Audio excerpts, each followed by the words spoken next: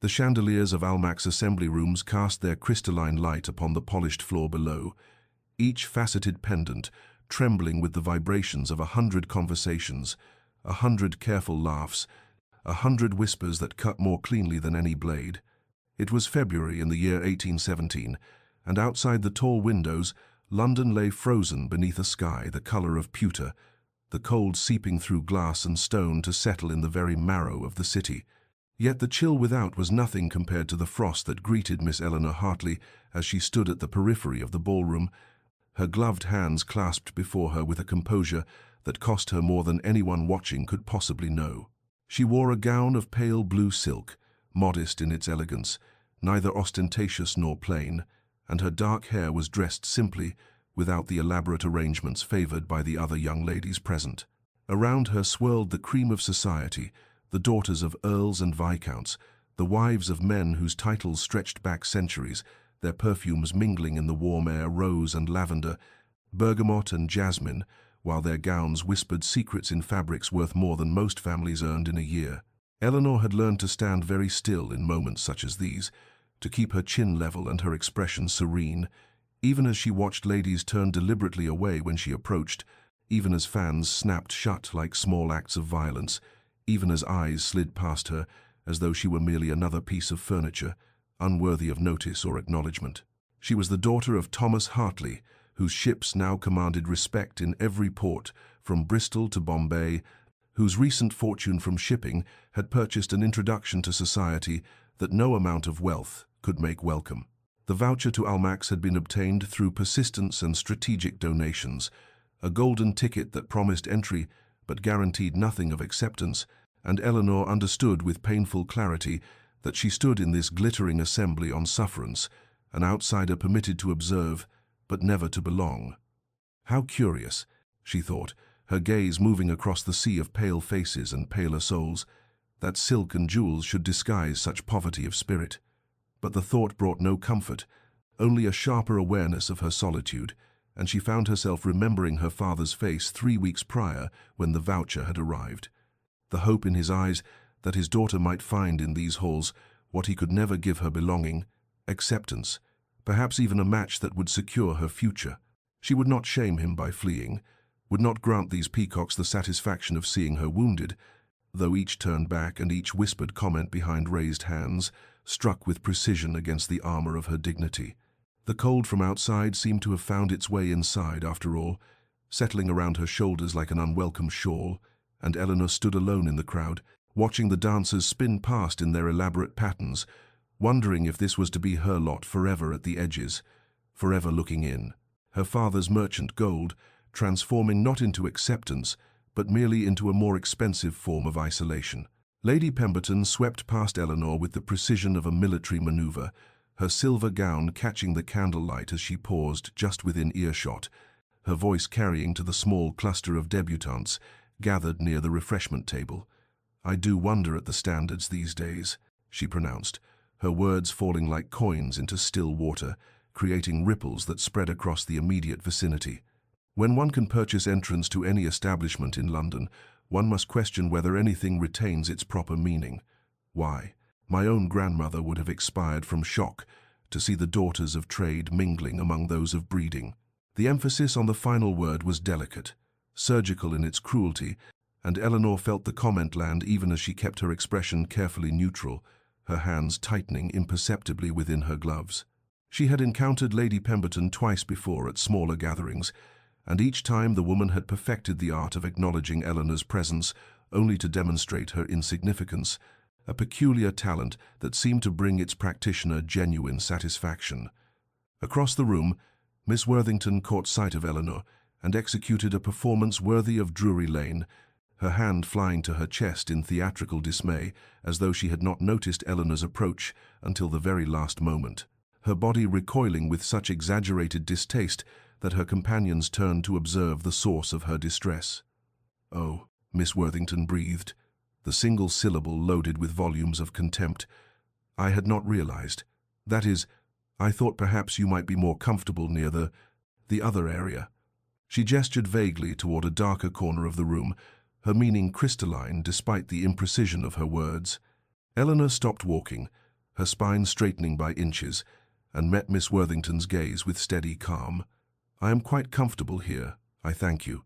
she replied, her voice level and clear, and she watched something flicker across the other woman's face, surprise, perhaps, or irritation that her barb had not drawn visible blood. Even the patronesses, those arbiters of social acceptability, who had granted her the voucher, regarded her with barely concealed disdain, their conversations ceasing when she drew near, their eyes sliding past her as though she were constructed of glass, transparent, and easily overlooked. They wrap their cruelty in silk and call it refinement, Eleanor thought, observing the elaborate dance of exclusion unfolding around her. They have perfected the art of wounding without ever raising their voices, of destroying with a glance what my father spent years building.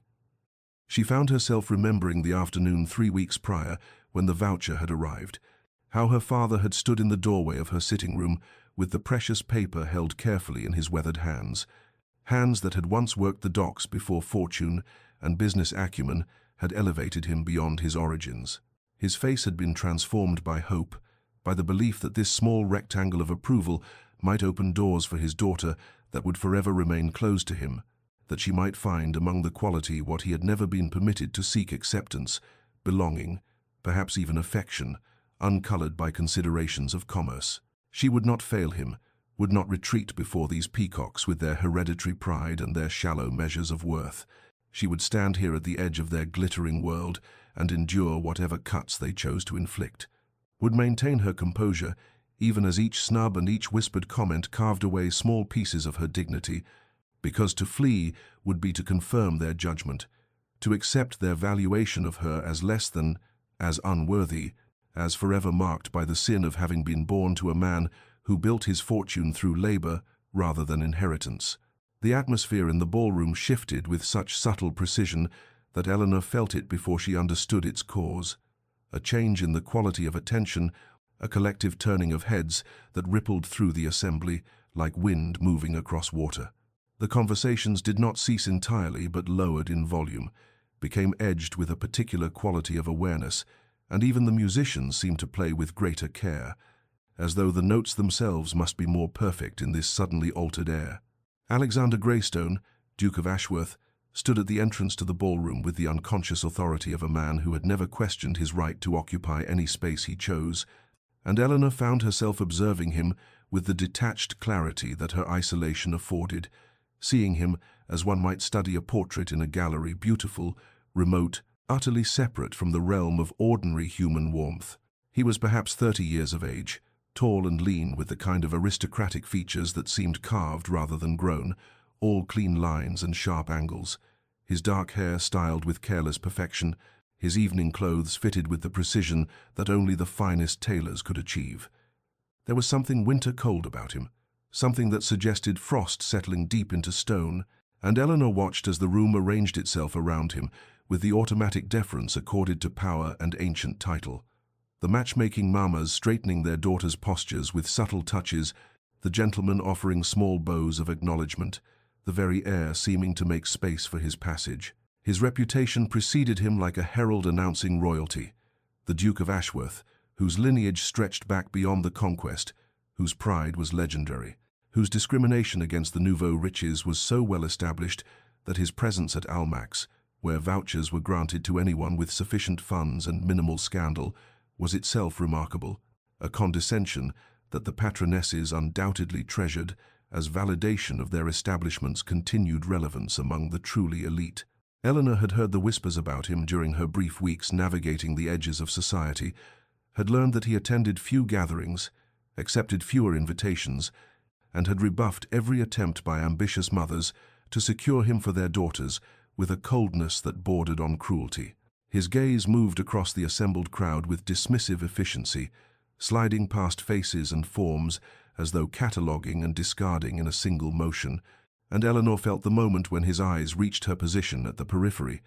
felt the brief pause as his attention snagged on her presence before moving onward. But something made her refuse to look away, some stubborn core of dignity that had carried her through the evening's accumulated slights, and when his gaze returned to her, as though surprised to find her still watching, she met it directly, without coyness or calculation,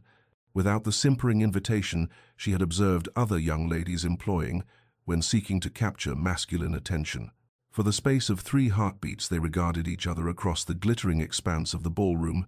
and Eleanor saw something flicker in his expression, a hairline crack in the marble perfection of his composure, surprise, perhaps, or the faint stirring of curiosity that something had not behaved as expected. Then his attention moved onward, and he stepped fully into the room, and Eleanor released a breath she had not realized she was holding,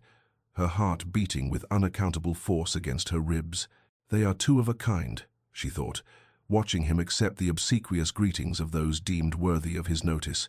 both standing alone in crowded rooms, both wrapped in armor against the world. But where her isolation had been imposed by circumstances of birth and fortune, his seemed chosen, deliberate, a fortress constructed from the inside, with walls designed to keep the world at a permanent distance, and she wondered what wound could have taught a man born to such privilege the necessity of such thorough guardedness. 3 weeks had passed since the evening at Almack's, 3 weeks during which Eleanor had attended 2 more gatherings with similarly dispiriting results, and she had begun to accept her position on the margins of society as permanent, when her father's study door opened one grey March afternoon, and she saw his face. They saw the defeat written there, in lines that seemed to have appeared overnight, aging him a decade in the span of hours. "Eleanor," he said,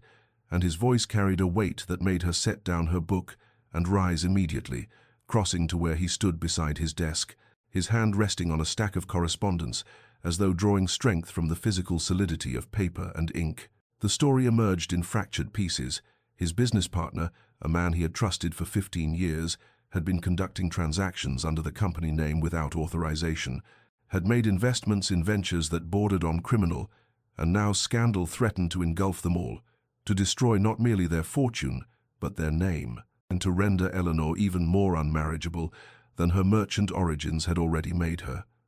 "There is a way," her father said, and she heard the shame in his voice, the self-loathing of a man forced to use his daughter as currency in a transaction that should never involve human hearts. "An intermediary approached me yesterday, a solicitor named Pembroke, who handles affairs for the Duke of Ashworth."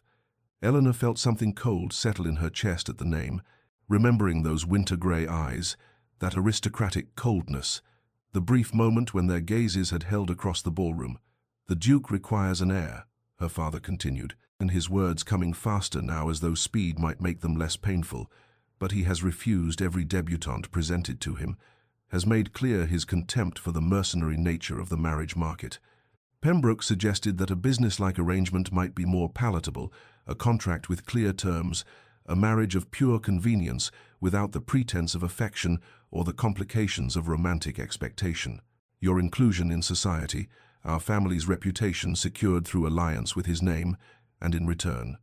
He could not finish, but Eleanor understood what was not spoken. In return, she would provide the necessary heirs and then fade into whatever separate existence the Duke deemed appropriate for a wife acquired through negotiation rather than courtship. The shock of it struck her first that such a proposal could even exist, that her life might be determined by a contract as cold as those her father signed for cargo shipments. But shock gave way quickly to something more complex, a careful weighing of impossible choices. "How long do I have to consider?" she asked, and her father's face crumpled slightly at the steadiness of her voice. At her failure to weep or protest or demand, he found another solution. "Pembroke requires an answer by week's end," he replied. "Eleanor, I would not ask this if there were any other way, if I had not already exhausted every possibility, if the alternative were not complete ruin." She moved to the window, looking out at the modest London square where their townhouse stood, thinking of the Duke's cold perfection, his obvious disdain for anything touched by commerce, and found herself remembering that brief moment when surprise had flickered across his features at her refusal to look away. Perhaps his coldness conceals something, she thought, some wound or fear that manifests as ice. "I will do it," she said, turning back to face her father, and watched relief and anguish war across his features in equal measure. "I will marry the Duke of Ashworth, and I will face whatever this arrangement brings with such dignity as I can muster, because you have given me everything, and I will not see it destroyed." The Duke of Ashworth's London townhouse possessed the same austere elegance as its owner, all clean lines and muted colors.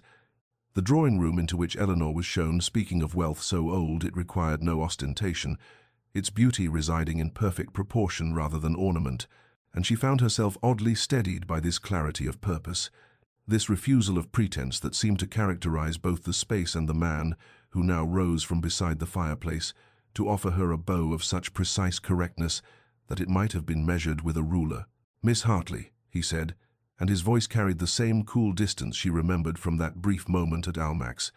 "I trust Pembroke has explained the nature of this meeting." Eleanor accepted the seat he indicated, arranging her skirts with deliberate care, using the small gesture to center herself before meeting his gaze directly. "He has explained that your Grace seeks a marriage of convenience, a business-like arrangement that would provide you with heirs while offering my family the protection of your name and position." Something flickered in his expression approval, perhaps at her directness. "Then we may dispense with unnecessary courtesies," he replied, moving to stand before the fireplace, his posture suggesting a man delivering terms to a subordinate rather than proposing marriage to a woman. "I require legitimate heirs to secure the succession. In return, you will bear the title of Duchess, command whatever household staff and funds you require, and after the necessary children are produced, we shall maintain separate residences and separate lives. You will have complete freedom in your activities provided you avoid scandal. I ask only discretion and the fulfillment of the dynastic obligation."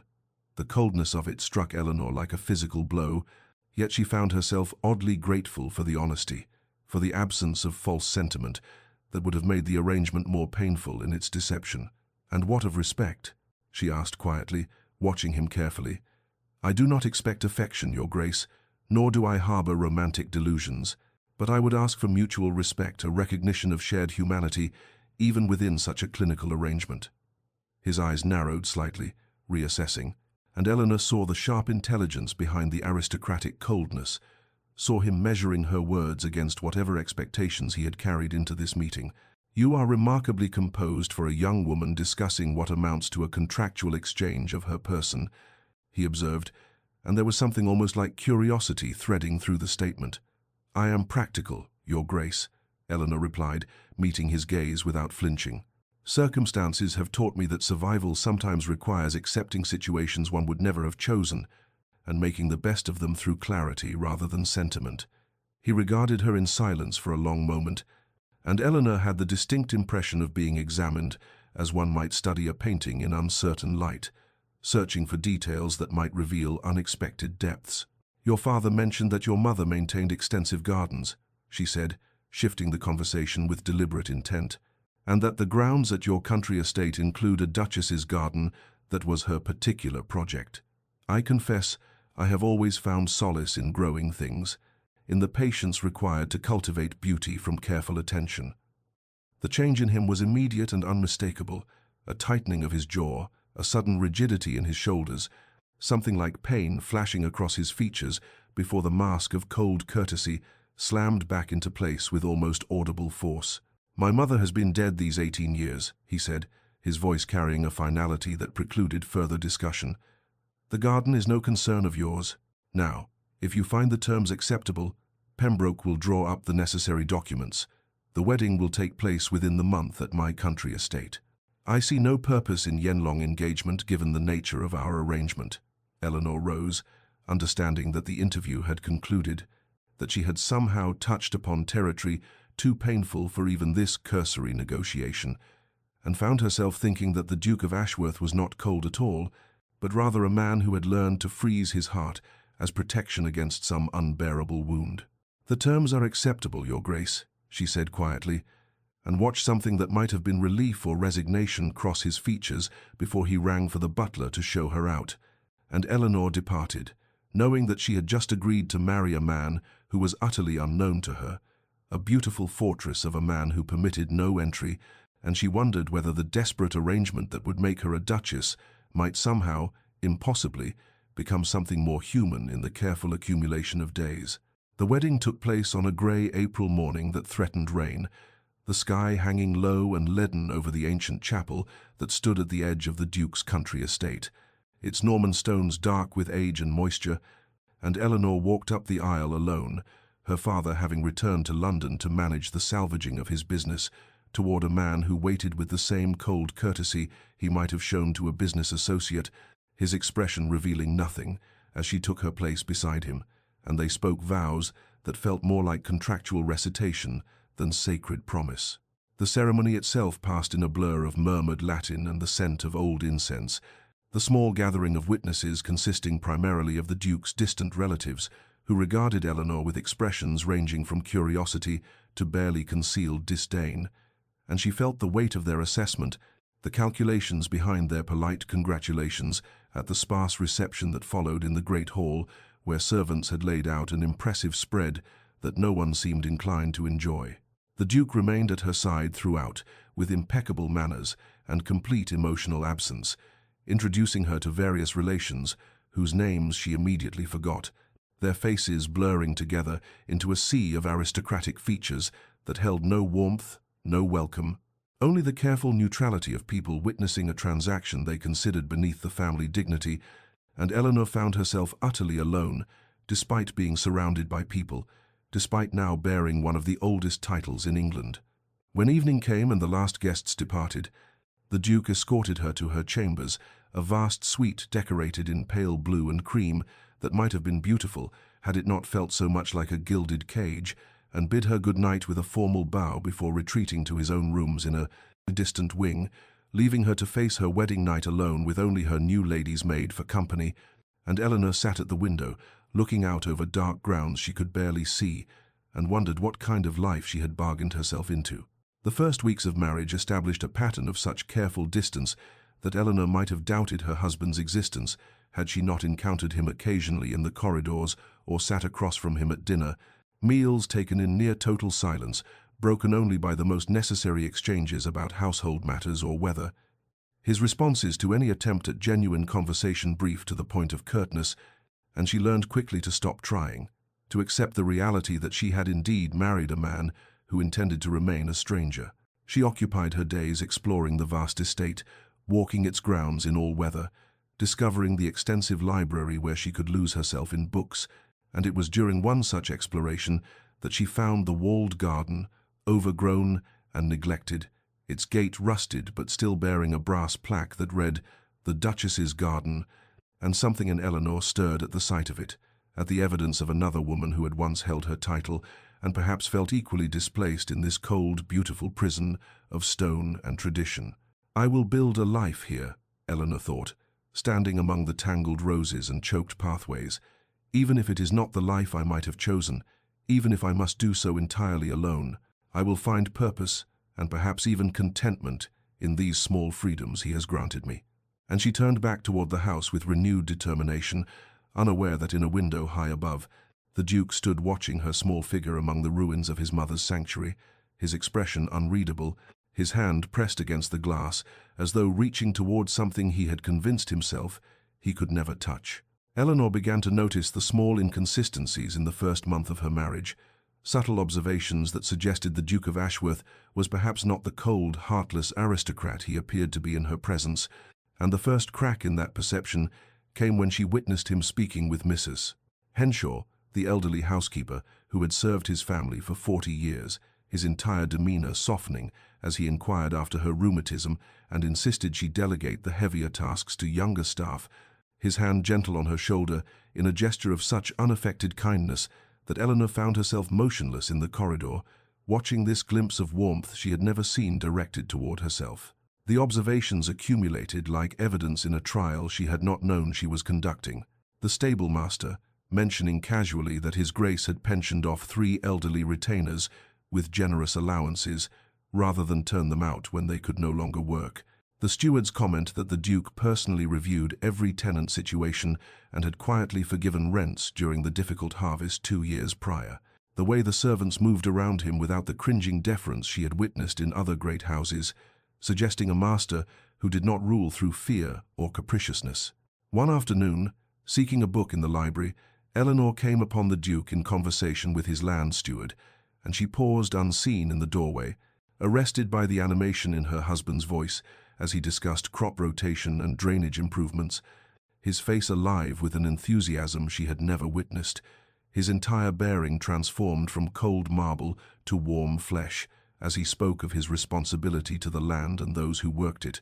and she understood suddenly that the Duke of Ashworth was capable of deep feeling, of genuine care, only not for her, never for her.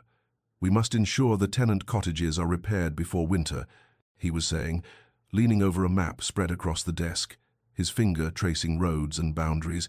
"And I want Thompson's family to have the larger cottage. 5 children in those 2 rooms is unconscionable." And the steward was nodding, clearly accustomed to a master who concerned himself with such details. When the Duke glanced up and saw Eleanor standing there, and the transformation was immediate and heartbreaking,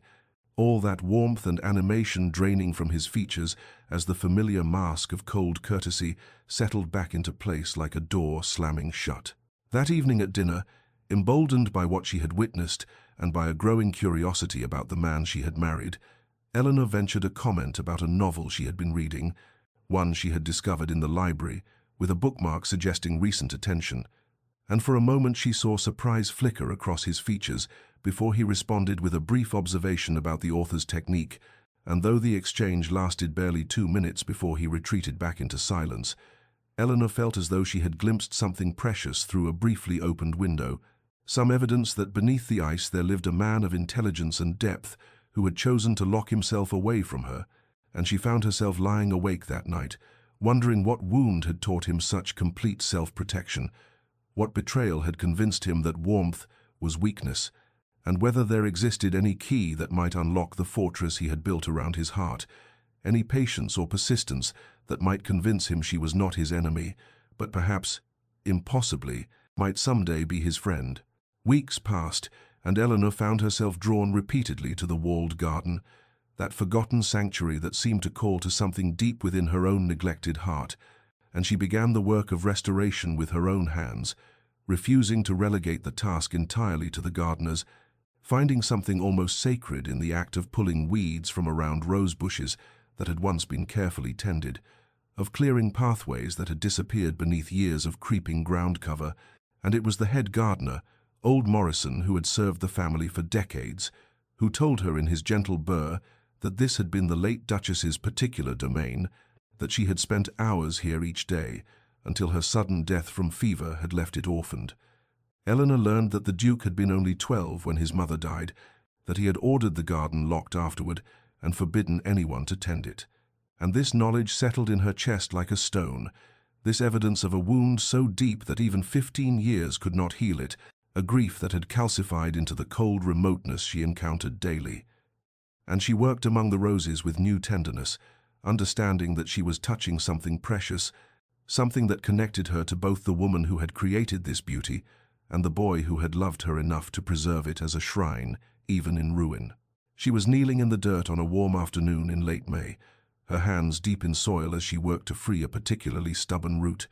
her dress already ruined and her hair escaping its pins, when she sensed rather than heard another presence and looked up to find the Duke standing at the garden entrance, his face utterly unguarded in a way she had never witnessed, and the pain in his eyes was so raw and so immediate that Eleanor felt it like a physical blow, understanding in that instant that her restoration of his mother's garden had reopened something he had kept carefully sealed. "I did not mean to intrude upon your work," he said, his voice strange and rough, and he made as though to leave. But Eleanor found herself speaking quickly, instinctively. "Please, do not go. I should have asked your permission before beginning this. I did not think," and she trailed off, uncertain, still kneeling there with earth on her hands and genuine distress on her face, that he might think her presumptuous or cruel. He stood frozen for a long moment, some internal battle playing across his features, and then, to her utter astonishment, he stepped fully into the garden and spoke with halting care. "She died here, my mother.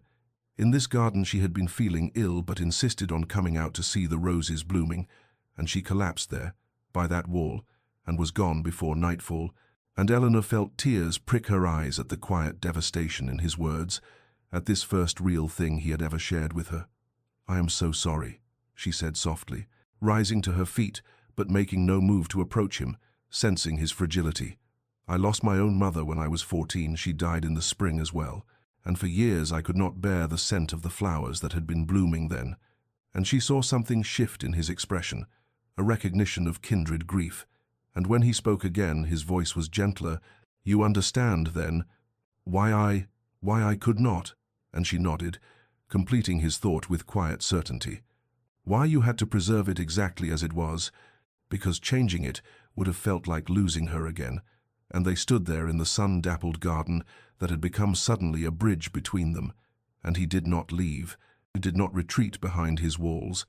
but instead asked in a voice that held the faintest tremor, "Would you tell me what you have planned for the restoration?"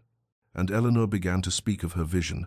watching wonder dawn across his face as she described honoring what his mother had created while bringing it back to life. And neither of them noticed as the afternoon lengthened into evening, too absorbed in this first genuine conversation, this tentative crossing of the distance that had separated them since the day they wed. The thaw, once begun, continued with the inexorable patience of spring yielding to summer, a slow accumulation of small moments that built upon one another, like stones, creating a bridge across the chasm that had separated them. And Eleanor found herself noticing the subtle shifts with a heart that beat faster each time their paths crossed in the corridors of the great house. The way his slight nod of acknowledgement began to carry something warmer than mere courtesy,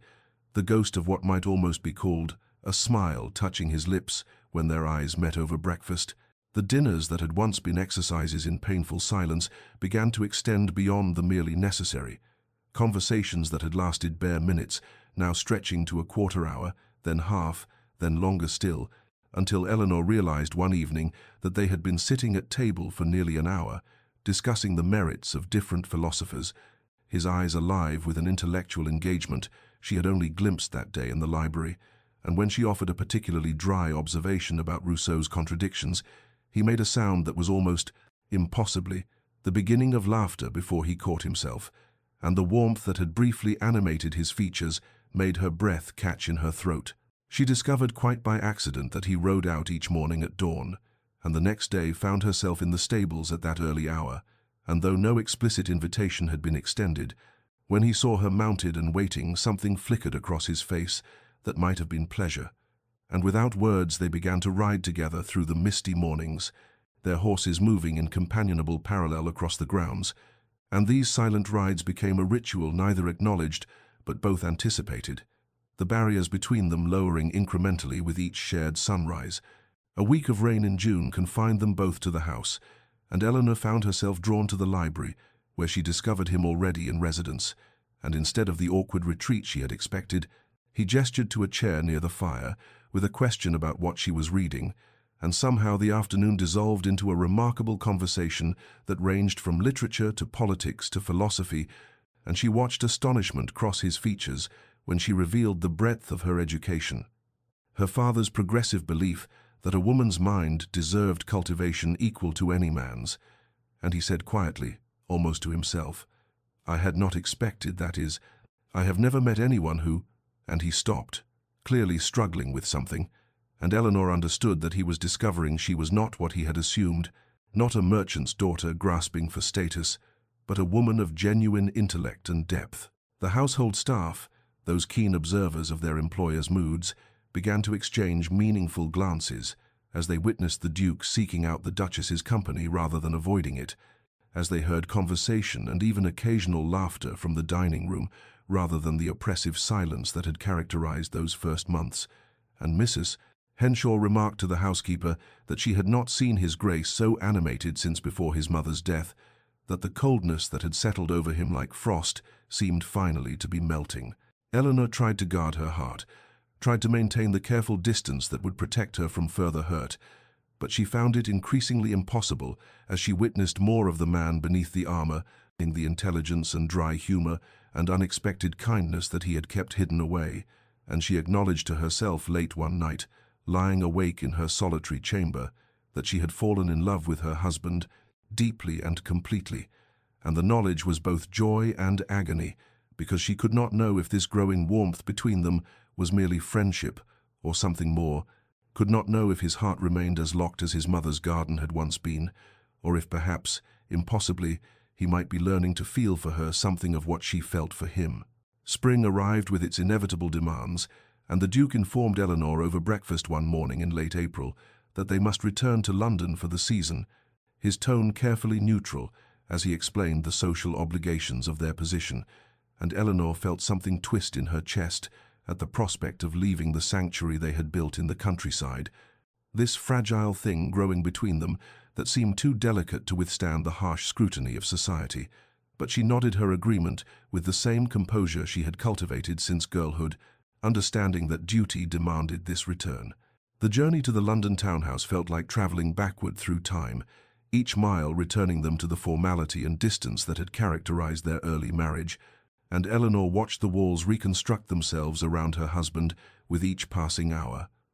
The warmth that had begun to animate his features retreating behind the cold mask of aristocratic indifference, and she told herself that this was natural, that he must present a certain face to society,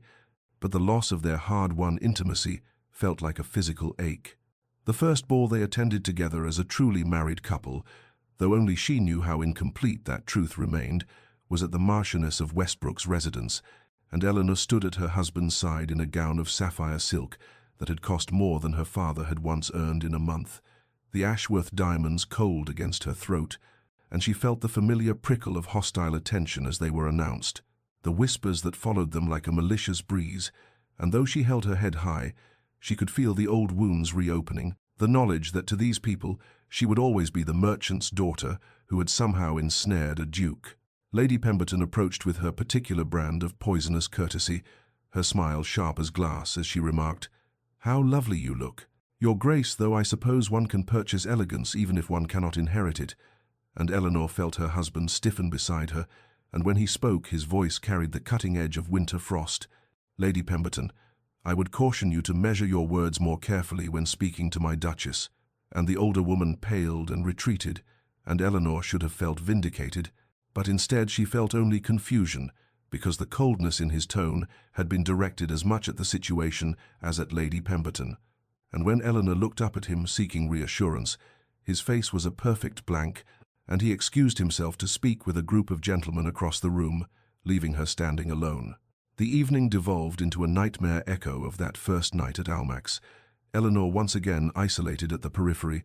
except now she wore a duchess's coronet, and the isolation felt more complete because she had tasted something different, had begun to believe that perhaps she might belong somewhere, might be wanted for herself, and the Duke's public defense, followed by private distance, confused and hurt her more than the simple cruelty of strangers. It was late in the evening when Eleanor, seeking a moment of respite from the relentless social performance, stepped into a withdrawing room and heard voices from the partially open door of an adjacent parlour, Lady Summersby's distinctive laugh followed by her arch observation, "Of course she trapped him, what else would a merchant's daughter aspire to but a coronet?" Though I grant she was cleverer about it than most, playing at indifference when we all know she must have calculated every step. And another voice, Miss Worthington perhaps, replied with false sympathy, "Poor Ashworth bound to a woman so far beneath him, though I suppose he needed the money from her father's settlement." And Eleanor stood frozen, the words striking like physical blows, and the worst part was the terrible whisper of doubt that crept through her mind. The fear that perhaps her husband believed this too, that perhaps his withdrawal was rooted in the suspicion that she was exactly what these women claimed, a calculating opportunist who had somehow manipulated circumstances to trap him. She attempted to raise the matter with him that night, waiting in the drawing-room of the townhouse until he returned from his club, and when he entered and saw her still awake, something flickered across his face that might have been guilt or fear before the shutters came down completely, and she said quietly, "Alexander, I must speak with you about what is being said," but he cut her off with cold precision. "What society says is of no consequence, Eleanor. You are the Duchess of Ashworth, and that should be sufficient." And she felt the words like a door closing, understood that he was retreating behind rank and title, that the man who had sat with her in the garden and almost laughed at her observations had disappeared back into the armor of his position, and when she tried again to reach him, to ask him directly if he believed the accusations, he simply looked at her with eyes gone distant and said, "I think it best if we maintain appropriate formality, while in London the season requires certain standards of conduct." and Eleanor felt something break inside her chest, and the fragile hope she had been nurturing, shattered by the realization that perhaps nothing had truly changed at all, that she was once again alone, only now with so much more to lose. Alexander Greystone, Duke of Ashworth, stood at the window of his London study in the grey hours before dawn, watching the lamplight flicker against the cobblestones below, and he was haunted by the memory of another woman in another season 5 years past, when he had been young enough to believe that love and trust were simple things, before Clarissa Pemberton,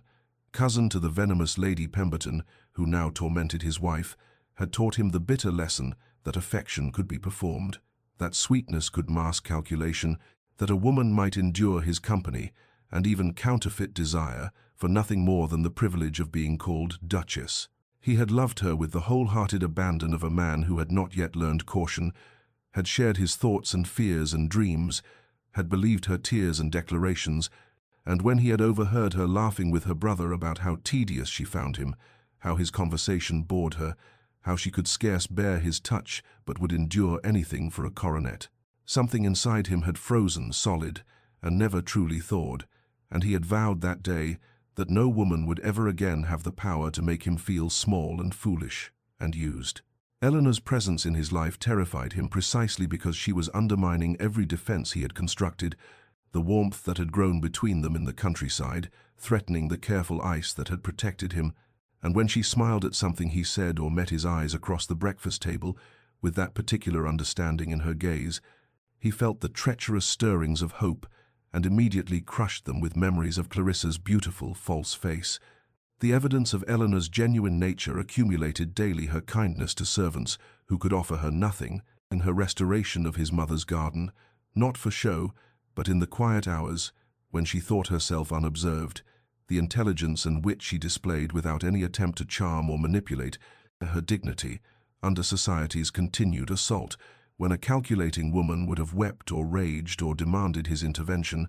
and yet the old wounds whispered their poison, suggesting that perhaps she was simply more skilled than Clarissa, more patient in her game, and the thought that he might be fool enough to fall for practiced innocence a second time made him retreat behind the walls that had kept him safe, even as part of him recognized the terrible injustice he was doing her. He watched her now from the shadows of the Beaumont ball, saw her standing alone near the terrace doors in her emerald silk, her spine straight and head high despite the cutting remarks he knew she had endured, and something twisted in his chest at her solitary grace, the way she maintained her composure when other women would have crumbled or fled, and he thought suddenly of his mother, and who had possessed that same quiet strength, who had told him once when he was small that true character revealed itself not in comfort but in adversity, in how one bore oneself when the world was unkind. Eleanor turned slightly, perhaps feeling his gaze, and their eyes met across the crowded room, and in that moment before she looked away, he saw something that made his breath catch, not calculation or performance, but simply profound loneliness and pain, the raw honesty of a woman who had given up trying to prove herself and was merely enduring, and the recognition struck him like a physical blow. She was real, her kindness genuine, her feelings true, and he had been too much a coward to trust the evidence before his own eyes, had let the ghost of an old betrayal blind him to the remarkable woman who had somehow, impossibly, come to care for him despite every reason not to. Eleanor waited until the following afternoon, when the social obligations had temporarily ceased and the household had settled into its quiet rhythms, and she sent word requesting a private audience with her husband in his study, her hands steady as she penned the note, though her heart beat against her ribs, like something caged and desperate for freedom. When she entered the book-lined sanctuary where he conducted his business, he rose from behind his desk with careful courtesy, his face arranged in that expression of polite neutrality that she had come to despise, and she closed the door behind her with deliberate precision before turning to face him, gathering every fragment of dignity she possessed like armor against the terrible vulnerability of what she was about to do. "I will not keep you long, Your Grace," she began, and saw him flinch slightly at the formal address, though whether from guilt or irritation she could not tell. "I merely wish to clarify our arrangement going forward, so that we might both understand what is expected and avoid any further confusion."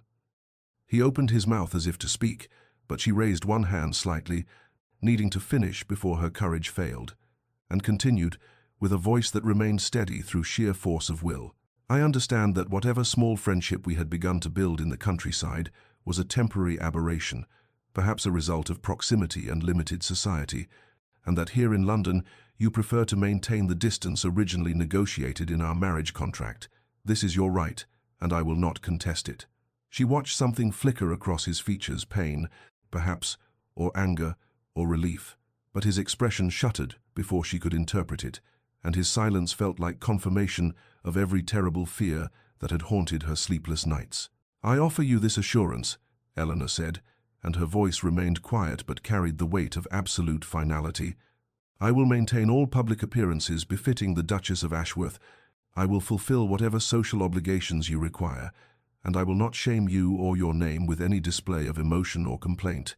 But I will not defend myself against accusations of calculation or social climbing, not to society and not to you,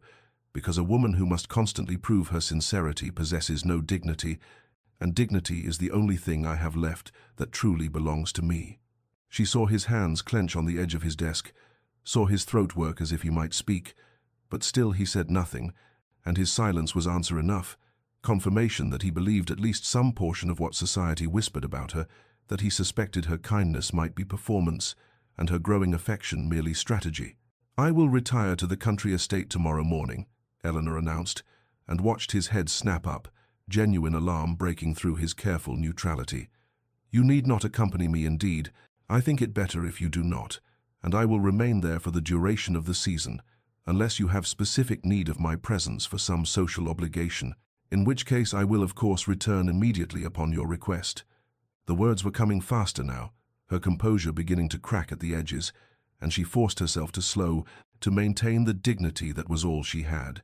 I will not burden you with expectations of affection or companionship. Alexander, I release you from any obligation beyond what was originally contracted, and I ask only that you grant me the same courtesy and allow me to build whatever life I can in the space you have given me. She turned toward the door before he could see the tears that were beginning to blur her vision, before the careful control she had maintained could shatter completely, and his voice finally broke his silence, hoarse and strange. Eleanor, wait. But she was already opening the door and already stepping through, and she said without turning back, There is nothing more to discuss, Your Grace. I believe we understand each other perfectly now. She left him standing in his study and returned to her chambers, where she instructed her maid to pack her trunks, and the next morning before dawn she departed for the country estate in the Ashworth travelling coach, watching the London townhouse recede into the grey morning mist, and she did not know that Alexander stood at his study window watching her leave, did not see him raise one hand to the glass as if he might call her back, did not hear the single word he spoke into the empty room like a prayer or a curse. No. The weeks that followed Eleanor's departure stretched into a strange, suspended time, as late spring softened into the golden haze of early summer, and in the country estate she threw herself into the work of living with a determination born of necessity, rising each morning before dawn to walk through the gardens, where dew still clung to the roses she had planted, her hands finding solace in the honest labor of coaxing beauty from the earth when her heart remained stubbornly barren of hope. She met with tenants who had seemed surprised at first by her continued presence and attention, then gradually opened to her genuine interest in their welfare, and she found a kind of peace in the practical problems of crop rotations and roof repairs, and an elderly widow who needed assistance, occupying her mind with matters that had clear solutions, when her marriage remained an unsolvable puzzle of hurt and longing and resigned acceptance. This is enough, she told herself each night as she fell exhausted into bed. This work matters. These people need me. I can build a life of purpose, even if it will never hold the love I had been foolish enough to hope for. And if the assertion felt hollow in the darkness of her chamber, she pushed the emptiness aside and rose the next morning to try again. In London, Alexander discovered that solitude was not the victory he had once imagined, but rather a peculiar form of torture, the townhouse echoing with absence, every room holding the ghost of Eleanor's presence, the library where she had sat reading in the window seat, the music room where he had once heard her playing piano when she thought herself alone, the breakfast room where her chair sat empty across from his and made each meal an exercise in regret. He attended his social obligations with mechanical precision, aware of the whispers about the absent Duchess, the speculation about their separation, and he found he cared nothing for society's opinion, except insofar as it might wound Eleanor further, and the realization of his own hypocrisy that he had retreated from her partially due to fear of what society said, yet now would gladly damn them all, sat bitter on his tongue. His elderly aunt, the Dowager Countess of Helmsley, arrived unannounced one afternoon in early June, and found him in his study staring at correspondence he had not read, and she surveyed him with sharp eyes that missed nothing before announcing without preamble, "You are a fool, Alexander, and I have never suffered fools gladly, even when they share my blood." When he attempted to deflect her censure, she cut through his words with the precision of someone who had navigated society for 7 decades and had no patience left for pretense. "That girl, and she is hardly more than a girl, for all her dignity, refused every financial settlement your solicitor offered, asked only for funds to continue the garden work and provision for the staff, and you sit here playing the wounded martyr as if she were the one who betrayed trust." The words struck him like physical blows, and when he made the journey to see Eleanor's father some days later, ostensibly to discuss estate business, but actually to understand the woman he had married and driven away, Thomas Hartley spoke of a daughter who had nursed her dying mother with tireless devotion, who had given her childhood to keeping house for a grieving widower, who had accepted a loveless marriage to save her father's honor, and had never once complained of the sacrifice. And Alexander left that meeting with the terrible knowledge that every fear he had harbored about Eleanor's character was not merely wrong, but the precise inverse of truth she had wanted. Nothing from him except what he had been too, afraid to give. Alexander spent the next days in a state of restless examination that felt like coming out of a long fever, seeing clearly for the first time the architecture of his own fear and how meticulously he had constructed prison walls while calling them protection, and he understood now with painful clarity that every defense he had built against betrayal had created the very abandonment he most dreaded, a self-fulfilling prophecy born of pride and old wounds that had festered rather than healed. He walked through the London townhouse at odd hours, unable to sleep, replaying every interaction with Eleanor, her dignity at Almack's when the world had scorned her, her quiet acceptance of a loveless arrangement when she might have refused, her patient work in the garden seeking no praise or acknowledgement, her steady kindness to servants and tenants who held no social power to advance her position, and each memory was evidence that demolished his careful edifice of suspicion, showing him a woman whose strength came not from calculation, but from the very background he had been taught to disdain. Her merchant father had raised her without the ton's elaborate games of status and manipulation, had taught her the value of honest work and direct dealing, had given her an education that prized intelligence over accomplishment and character over connections, and Alexander saw with shame how his own aristocratic prejudice had blinded him to the reality that Eleanor's origins had made her more genuine, not less, had given her a moral clarity that his own gilded upbringing had never provided. The realization that his pride, the very pride he had thought distinguished his rank, had been the poison destroying any chance of happiness, was bitter medicine, and he sat in his study one evening with his head in his hands, understanding that he had wounded the one person who had never sought to harm him, had driven away the woman whose only crime was loving him despite his determination to remain unlovable. He thought of his mother then, truly thought of her rather than the sanitized memory he had clung to, and remembered how she had often spoken of his father's initial coldness, their arranged marriage, the years of patience she had employed before his father's reserve had thawed. "Love is not found, Alexander," she had told him once when he was young. "It is built, stone by stone, through small acts of faith," and he realized he had forgotten her wisdom in his determination to avoid her fate, not understanding that her marriage had not been tragedy but triumph, that she had considered the years of building worthwhile for the love they had finally achieved. He must act, must find some way to prove to Eleanor that he understood his failure and was willing to do the patient work of rebuilding what his fear had destroyed, and his first instinct was toward grand gesture, a ball in her honor, a public declaration, some dramatic demonstration that society could witness and applaud, but he stopped himself, recognizing that such spectacle was exactly what Eleanor would despise, that it would prove only that he still cared more for appearance than substance. No, what Eleanor deserved was not performance but genuine transformation, not words but sustained action, Not the dramatic crescendo, but the quiet accumulation of proof over time, and he understood that he must go to her not as a duke bestowing favor, but as a man asking for the opportunity to earn what he had been too frightened to accept when it was freely offered. He made his preparations carefully, informing his steward he would be leaving London indefinitely, arranging his affairs so he might stay at the country estate for as long as Eleanor would permit his presence, and as his carriage rolled north through the summer countryside toward the place where he had last seen happiness, before fear had made him destroy it, Alexander felt something he had not experienced in years, not certainty, which was impossible given how thoroughly he had damaged her trust, but hope, fragile and tentative, that perhaps patience and genuine repentance might accomplish what pride and protection never could. Alexander arrived at the country estate in late August, when summer had reached that golden moment of fullness before the first whisper of autumn, and he found Eleanor in the garden as he had somehow known he would, kneeling beside a bed of roses with earth on her hands and sunlight caught in her hair, and she was more beautiful in that unguarded moment than any perfectly coiffed duchess in London's finest ballrooms, beautiful in a way that made his chest ache with the knowledge of what he had nearly lost forever through his own cowardice and pride. She looked up at the sound of his footsteps on the gravel path, and he watched wariness shutter her expression, the open contentment of a moment before replaced by careful guardedness, and he understood that this mistrust he had created where there had once been patience and hope was his doing, his wound inflicted through fear masquerading as protection. "Your Grace," she said, rising to her feet with the dignity that had always marked her bearing,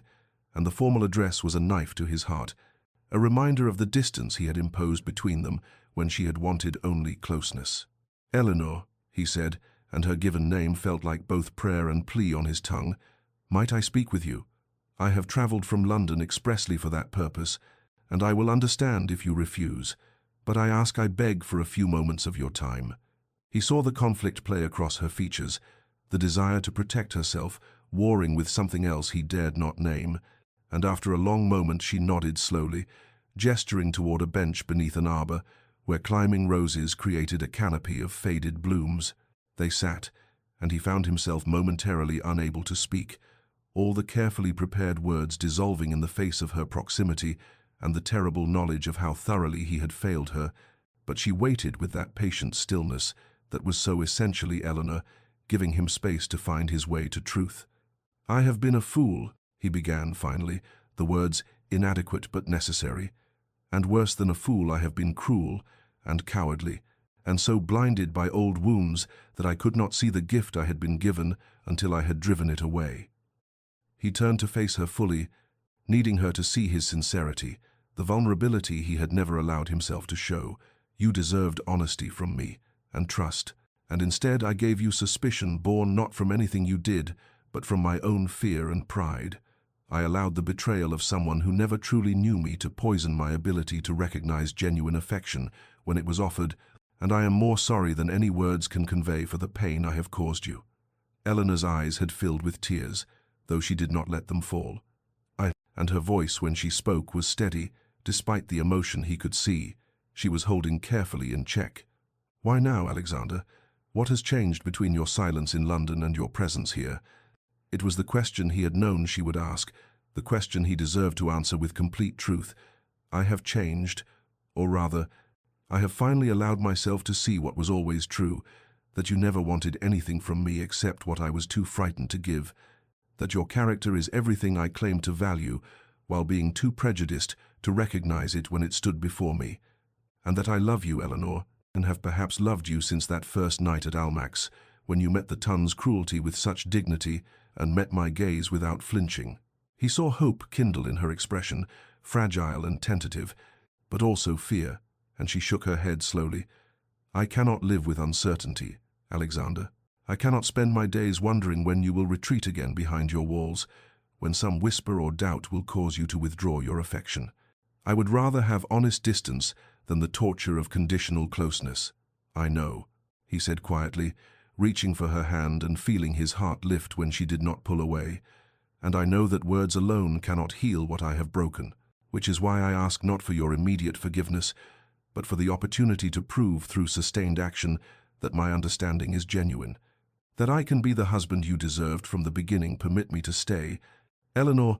let me demonstrate through patience and presence that I have finally learned what you tried to teach me all along. Permit me to stay, Alexander said quietly, and Eleanor saw in his eyes something she had never witnessed before, not the cold reserve or careful control, but raw vulnerability and hope so fragile it made her heart ache even as she feared trusting it. She nodded slowly, unable yet to voice full acceptance, but unable also to deny him the chance he requested. And so began days that felt suspended outside normal time, a golden interlude where Alexander proved through steady presence what words alone could never accomplish. He appeared in the garden each morning, not as a duke observing, but as a man willing to work, and he knelt beside her in the soil, pulling weeds and learning the names of plants, his fine clothes forgotten as he listened to her explain the careful cultivation each variety required. And she found herself relaxing in increments so small she hardly noticed, until she realized she was explaining not just gardening, but her thoughts, her philosophy, the way she saw growth as metaphor for all worthwhile things. They met with tenants together, and Eleanor watched Alexander truly see for the first time how she had spent her months of solitude, not in bitter isolation but in genuine care for the people whose lives depended on the estate, visiting families, learning children's names, understanding each household's particular struggles and hopes, and she saw respect dawn in his expression as he recognized that she had been a duchess in truth, while he had been merely performing the role. Their conversations stretched longer each day, extending through afternoon tea and into evening, and Alexander began to share with a vulnerability that stunned her, speaking of his mother not just as sanitized memory but as full person, admitting how her death had left him terrified of loving and losing again, confessing how his father's subsequent coldness had taught him that walls were safer than feeling, revealing the lonely architecture of a childhood spent learning to need nothing from anyone. He spoke of his fears with raw honesty, how her merchant background had initially seemed to confirm all his prejudices, how her patience and kindness had terrified him precisely because it was genuine, how he had looked for calculation, because that would have been safer than accepting that she offered affection freely, asking nothing but that he receive it, and Eleanor felt her own walls crumbling as she understood the depth of wound he had been carrying. Small gestures accumulated like interest compounding, books appearing in her chambers that she had mentioned wanting to read weeks ago, proving he had listened and remembered. The garden gate that had hung crooked, suddenly repaired without fanfare, his coat offered when evening chill arrived during their walks, still warm from his shoulders. They laughed one evening over dinner, genuine and unguarded laughter at some absurdity he observed about his own earlier pomposity, and the sound shocked them both into silence before Eleanor smiled, and he returned it with such warmth that she felt heat rise to her cheeks. A morning came when they worked side by side planting bulbs for spring bloom, and their hands touched reaching for the same seed packet, and neither pulled away immediately, the contact lingering as their eyes met, and she saw in his gaze everything he was too wise now to rush into words: devotion, hope, patience, to wait as long as she needed. Eleanor felt cautious hope unfurling in her chest, like the first green shoot after winter, fragile but reaching toward light. And though she did not speak it aloud yet, she began to believe that perhaps what had been broken might be remade into something even stronger for having been tested and survived. Autumn arrived with golden light that transformed the estate into something luminous and fleeting, and on a morning when the air held that peculiar clarity that comes just before the season turns, Alexander asked Eleanor to walk with him, his manner containing a gravity that made her heart quicken with mingled hope and apprehension as she placed her hand in his offered arm. He led her through the garden they had restored together, past beds where late roses still bloomed in defiant beauty, into a section she had completed just weeks before, a quiet corner where a stone bench sat beneath an arbor of climbing vines. And only as they approached did she see the inscription carved into the bench's back, words she had never noticed before. "For Catherine, who taught me that love grows best in carefully tended ground. My father had this made for my mother," Alexander said quietly, his voice carrying a tenderness she had come to cherish. After 20 years of marriage that began much as ours did, arranged, practical, two strangers bound by duty and expectation. Eleanor looked up at him, seeing emotion play across features that had once been so carefully guarded, and he continued, My mother told me once, when I was young enough to believe love was simple, that the greatest marriages are not those that begin in passion, but those that grow into it, through patience and genuine knowing. She said that her love for my father was like this garden, something that required daily tending and faith that what seemed barren would eventually bloom. He drew a small velvet box from his pocket, and Eleanor's breath caught as he opened it, to reveal a ring of extraordinary simplicity, a single sapphire, the color of twilight set in worn gold. Beautiful not for ostentation, but for the evidence of years of wearing, of a life lived with this small circle as constant companion. "This was my mother's ring," Alexander said, and she heard the slight tremor in his voice. "Not the grand ducal jewels she wore for state occasions, but the one my father gave her on their 10th anniversary, when he finally found the courage to tell her he loved her. She wore it every day until her death, and she made me promise to keep it for the woman I truly loved, not merely married." Eleanor felt tears slip down her cheeks as Alexander knelt before her on the ground his mother had once tended, his proud bearing transformed into vulnerability and hope. "I married you once for duty and fear, Eleanor, and spent months too blind to see what I had been given, but I am asking you now, here in the place my mother would have loved to see bloom again, to marry me a second time, not in law but in truth, not as convenience but as choice." He held the ring up, and golden light caught in the sapphire's depths. "Marry me again, Eleanor, in heart this time, and let me spend whatever years I am granted, proving that I can tend what we are growing together with the same patience and devotion you have shown me. Say, you will be not just my duchess, but my beloved wife, my truest friend, the one I choose freely, knowing all that choice means." Eleanor sank to her knees before him, propriety forgotten in the face of such offered devotion, and she took his face between her hands as she had never dared before. "Yes," she whispered. "Yes, Alexander, I will marry you again and again. In every moment we are granted, I choose you as you are choosing me, freely and fully and forever." He slipped the ring onto her finger where it settled as if it had always belonged there, and then he was kissing her with a tenderness that spoke of reverence and promise, and she tasted salt from tears she could not tell were his or hers or both, only that they were together now in truth, two people who had found their way through duty and distance to this moment of genuine devotion. This recognition that what they had built together was stronger for having been tested and chosen rather than simply accepted, and when they finally drew apart, they were both laughing and crying at once, overwhelmed by the simple, profound joy of having found each other at last. Their return to London came as autumn painted the city in shades of amber and rust, and though Eleanor felt apprehension tightening her chest as their carriage rolled through familiar streets toward the townhouse, Alexander's hand covering hers provided courage she had not possessed on her first entry into society's glittering, judgmental world. The transformation in their relationship was evident to anyone with eyes to see the way Alexander handed her down from the carriage with tenderness rather than mere courtesy. How his gaze followed her with unmistakable devotion,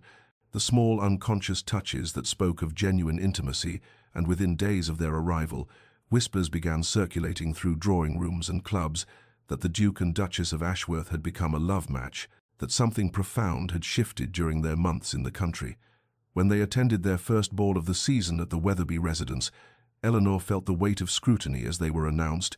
but this time she walked not alone, but with Alexander's solid presence beside her, his hand at the small of her back, both protective and proprietary, in a way that proclaimed his devotion to anyone watching. Lady Pemberton, whose sharp tongue had delivered so many cuts during that miserable first season,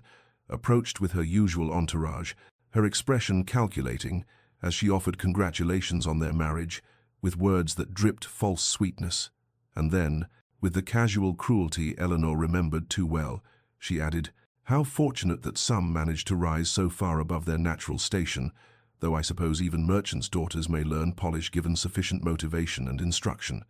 The words hung in the air like poison, and Eleanor felt old, hurt, rising even as she prepared to respond with the dignity she had learned to wield as both shield and sword. But Alexander's voice cut through the moment with a coldness that made the temperature seem to drop. "Lady Pemberton, I find myself compelled to correct a misapprehension that appears to plague certain members of society who mistake antiquity of name for superiority of character." His tone carried the absolute authority of his position,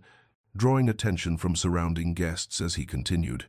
"My wife's worth has nothing to do with fortune or station, but rather with her extraordinary character, her genuine compassion and her remarkable intelligence, and her capacity for grace under circumstances that would have broken lesser souls. She has taught me that true nobility lies not in inherited titles, but in how one treats those with less power, and by that measure, she surpasses most of the supposed elite of this company, myself formerly included." Eleanor saw Lady Pemberton's face flush with humiliation as Alexander turned his back on her with deliberate dismissal, leading Eleanor away while conversations erupted around them like wildfire. And she felt something settle in her chest, not triumph,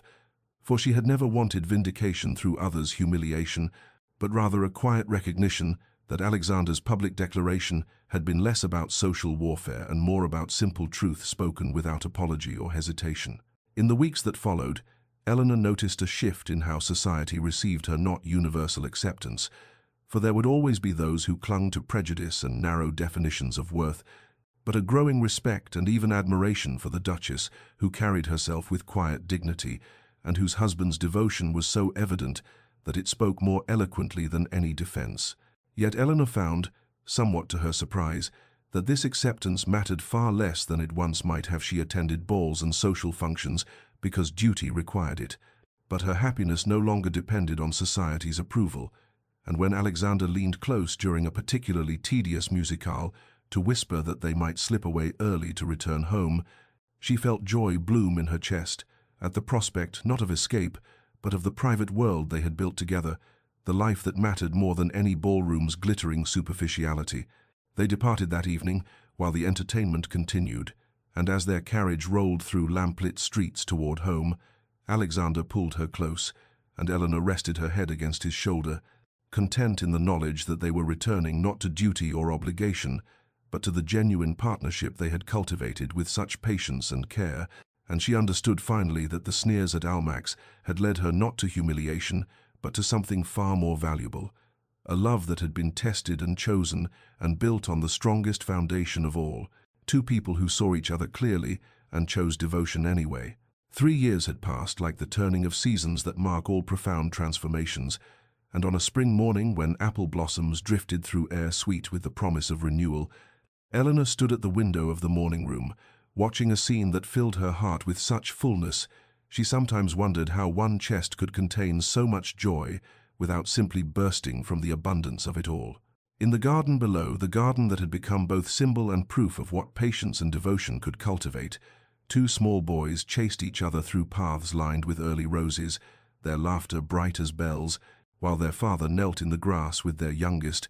a girl of 18 months whose dark curls caught sunlight as Alexander showed her how to cup a flower gently in small hands that were just learning the difference between wonder and damage. Eleanor felt arms slip around her waist from behind, but it was not Alexander. He was below with their children, but rather the echo of a memory, the ghost of the woman who had stood alone at Almax believing herself unwanted and unworthy,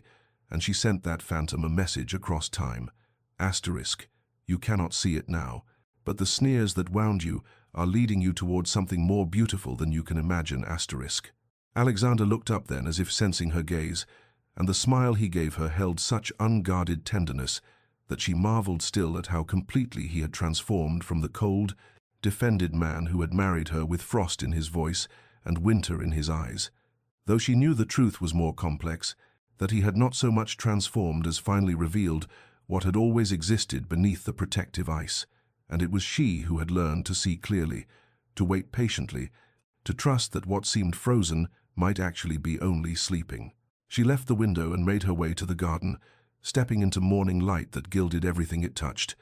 And when she reached Alexander, he stood and pulled her close with easy affection, this casual intimacy now so natural between them that she could hardly remember the careful distance of their early months,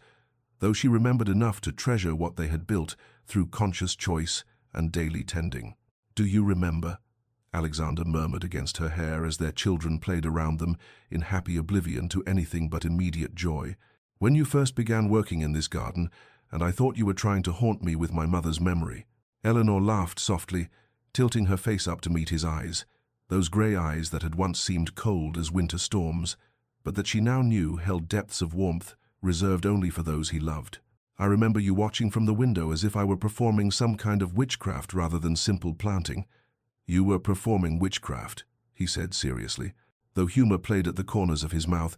bringing dead things back to life, making me feel things I had sworn never to feel again. If that is not magic, I do not know what is. Their eldest son, William, ran up then demanding his father's attention for some crucial matter involving a snail, and Alexander swept the boy up with the easy strength of a man completely comfortable in his role as father, and Eleanor watched the two of them examine the creature with solemn attention while their daughter toddled over to grip Eleanor's skirts, and she lifted the child into her arms, breathing in that particular sweetness of sun-warmed hair and innocent trust. Later, when the children had been taken inside for their midday meal, and Eleanor and Alexander walked alone through the garden paths, he stopped at the bench that bore his mother's inscription and drew Eleanor down beside him, his hand finding hers with the unconscious certainty of long habit. "I am grateful," he said quietly, "every single day, for that cold night at Almack's when a merchant's daughter refused to look away from a proud fool's stare. I am grateful for your father's desperation that gave me an excuse to bind you to me even when I was too blind to know what I was gaining. I am grateful for every moment of our journey, even the painful ones, because they brought us here to this life we have built together." Eleanor leaned her head against his shoulder, her heart full of the same gratitude, the same wonder at how completely their cold beginning had bloomed into this warm abundance. And she thought of all the small moments that had accumulated, like compound interest into the wealth of their current happiness, the shared books, the morning rides, the conversations that had gradually lengthened from minutes to hours, the garden restored together, the ring offered in autumn light, the children conceived in genuine love rather than mere duty, and she understood that their story had never been about social vindication or proving worth to a judgmental world,